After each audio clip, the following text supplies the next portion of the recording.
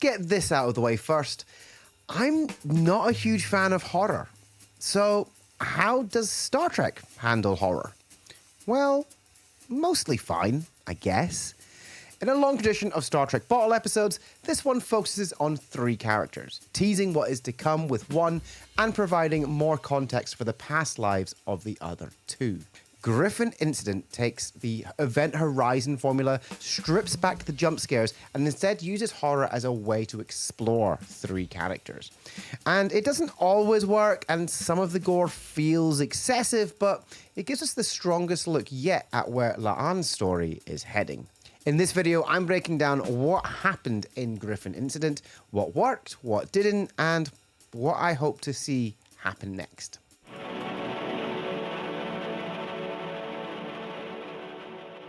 Griffin Incident sees La'an, Kirk, and Spock returning to the Enterprise after a conference before being diverted by a mysterious signal because, well, the story needs to happen. They come across the USS Griffin, which has been lost almost a decade previously, and after boarding the ship, things are off.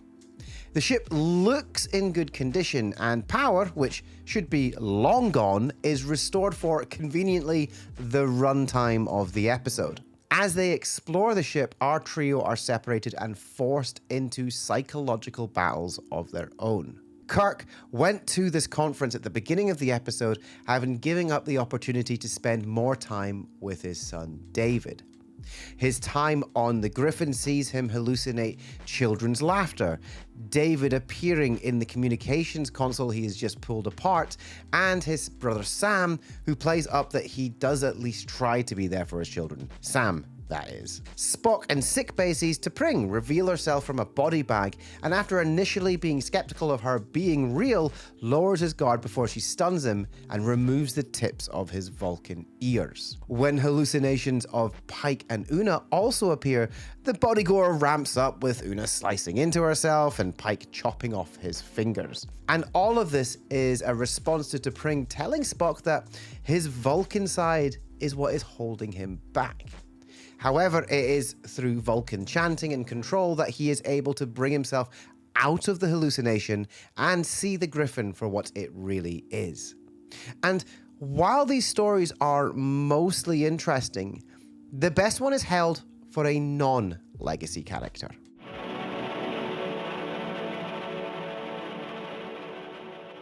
At the end of the last episode, La'an talks to Mbenga and Chapel and raises concerns that she is changing.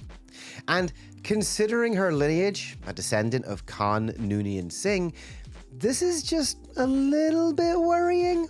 In this episode, we go further with her concerns of what it could mean if she's unlocked a dormant power coupled with Khan's latent megalomania. Whilst Kirk and Spock are suffering with their hallucinations, La'an comes across the records of the Griffin's security officer, Harper, and her descent into madness. Through the ship's logs, Kirk and La'an discover that Harper murdered everyone on board the ship. Oh, and while La'an watches Harper's personal logs, she just casually refers to La'an by name. Not creepy in the slightest. Eventually, Harper becomes La'an's ghostly wingman as she hallucinates almost killing Ortegas and Uhura before becoming all stabby with the real Kirk. And while Pike is quick to hide the stabbing incident in the official report to Starfleet, the episode ends with La'an and Harper staring at each other longingly between the Enterprise and the Griffin, hinting that it's not over yet.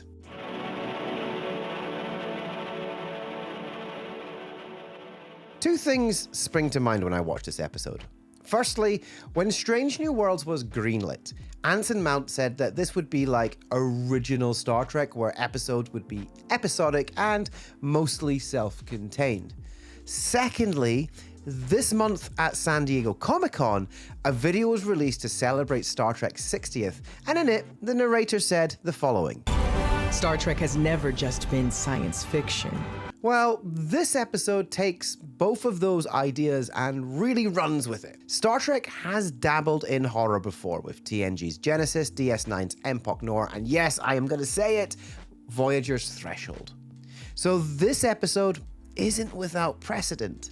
And whilst I am not a fan of horror, it definitely works here, especially with La'an and her descent into madness. It's clear that this season is going to focus on her, but with her not being a legacy character, there is a real mystery here to unlock. By pushing her to the extreme in this episode, by going as far as stabbing Kirk, we are forced to realize that whilst we have spent 3 seasons learning that La'an has done everything to distance herself from her lineage, she cannot escape it, and she's at risk of succumbing to her darkest impulses. The actions of Harper on the Griffin hold a mirror to La'an and what she fears she is becoming.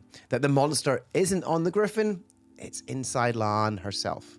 And Christina Chong is fantastic in this episode and really gives one of her best performances yet. Using T'Pring to make Spock face his experimentation with his human side is also well done. We get a real sense that there is a battle within Spock for emotion versus logic, and as he says to Chapel at the end, he chose logic, which brings us one step closer to the character we are familiar with and potentially closes a door on this more emotional Spock we've seen over seasons 3 and 4 so far. And again, using this genre on a psychological level works for Kirk's storyline, making him realize that he cannot measure up to his brother as a father. If Star Trek is more than science fiction and is about the stories it tells and big ideas, then this episode really does continue to be Star Trek.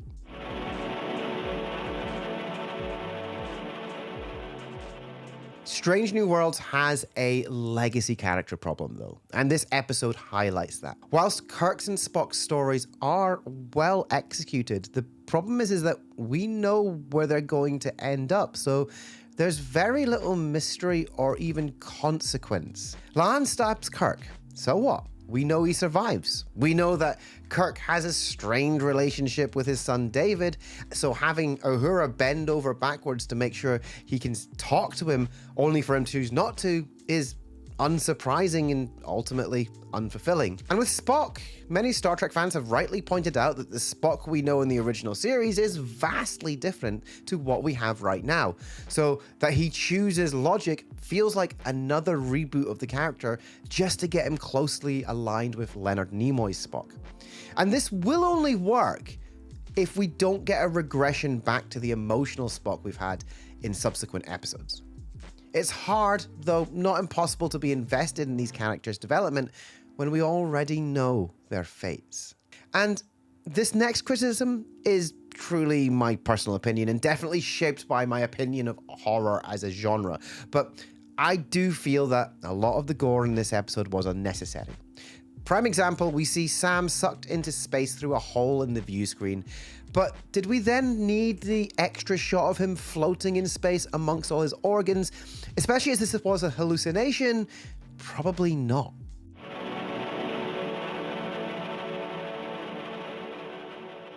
I think this episode was fine. I definitely enjoyed last week's episode more, but I also feel like this was a very good dive into our characters and give them a little bit more time to develop.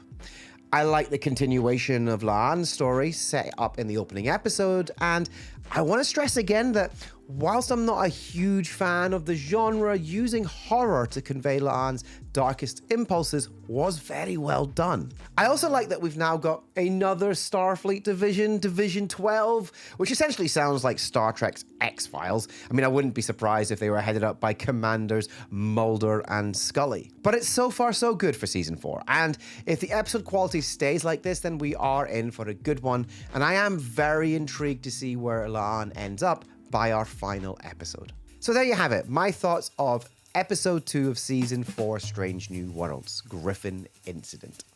Let me know your thoughts in the comments, and if you enjoyed this video, please consider giving it a like and subscribe for the channel for more Star Trek chat.